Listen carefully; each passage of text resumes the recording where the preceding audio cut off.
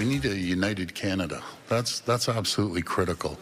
You know, President Trump doesn't respect weakness. He respects strength, and that's what we need to do. We have to make sure that we maximize the negative impact on U.S. business, but minimize impact on Canadian businesses. We need a solid plan for Canada's economy, because the Trump tariffs certainly attract so much attention, but in Manitoba and in Western Canada, the tariffs from the People's Republic of China on canola and pork are having a major impact already.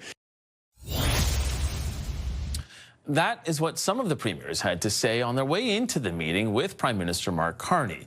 We're still waiting for that meeting to wrap up at the Canadian War Museum here in Ottawa. The goal is to plot a path forward as Canada stares down tariffs from both the United States and China. Now, most of the premiers are there, but not all are. We know that Newfoundland and Labrador Premier Andrew Furey was not able to make it, and Danielle Smith had a prior commitment. A number of others are also absent. But earlier today, Alberta's Premier sounded skeptical about a reset to the relationship with Ottawa. He both told me in the meeting and then later in his press conference with the media that same day that he wasn't in favor of hard caps like that. He said he was interested in results and getting projects like pipelines in the ground. And that's good because you can't fill new pipelines and cap oil production at the same time.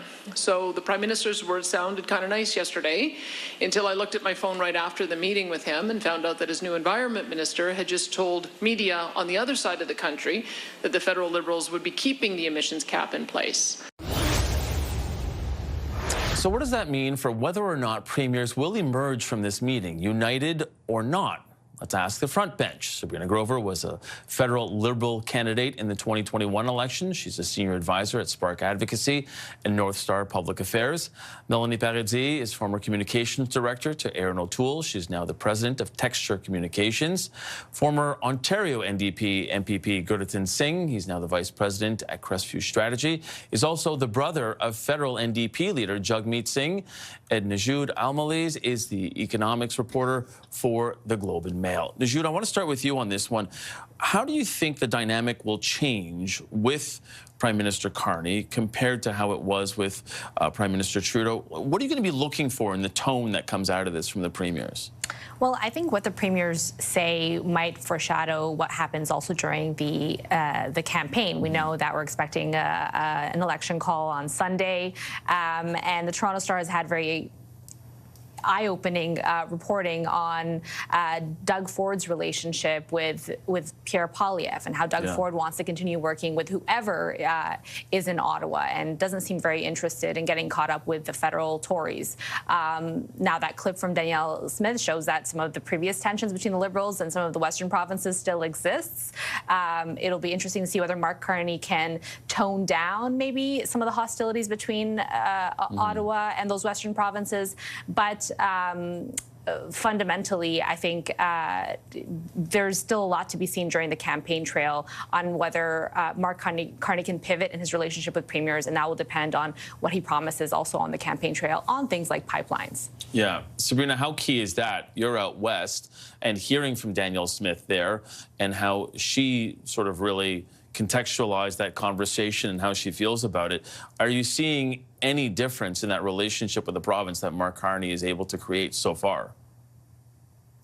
Well, I think there's still a lot of room to see how that relationship goes. But what I'm watching for more intensely is what the relationship will be and how closely Pierre Poilievre will tie himself to Danielle Smith, right?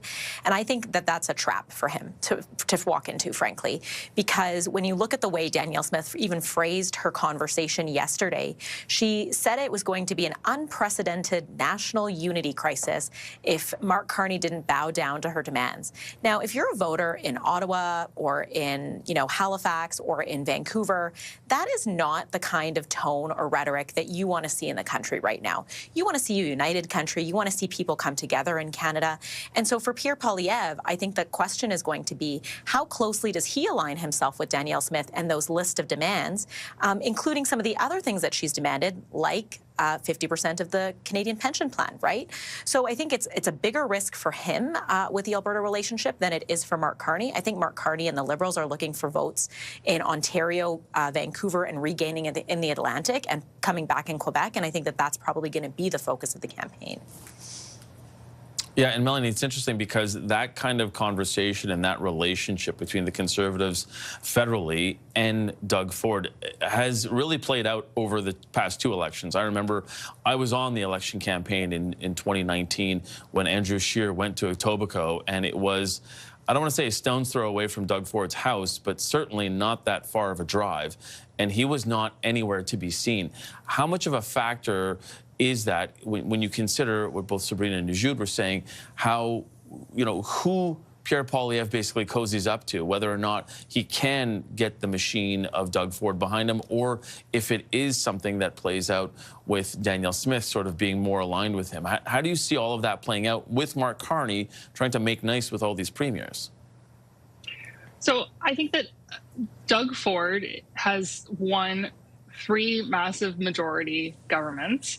And he knows how to win in the GTA better than anybody. And the path to a majority government in this country is through the GTA. I know that we don't want to say that Toronto is the center of the universe in Canada. It's not. But electorally speaking, the 905 is really important. And so I think Doug Ford knows that better than anyone. So it would be really smart, it would be wise for any politician to build a relationship with him, to understand, build a relationship with his team as well, understand how they managed to do so well to win those seats, to win a sweeping majority government 3 times in Ontario is quite the feat. Mm-hmm. He also has a ton to contribute in terms of his experience, not just politically, but in business. And so I think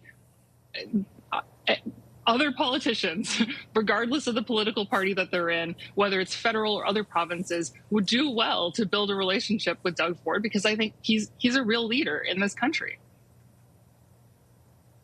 Yeah, Gerdeton, pick up a little bit on that, because we've seen Mark Carney reach out to a number of premiers very early out of the gate. I mean, I think it's kind of crazy to think that it was a week ago he was sworn in, and he's already kind of gotten around quite a bit.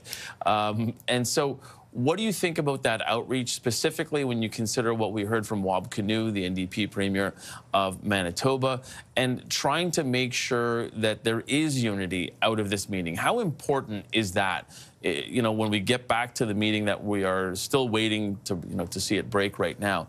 How important is it that we have all premiers united going into not only this election campaign, but going towards April 2nd, that new deadline, that next deadline, I should say, for tariffs?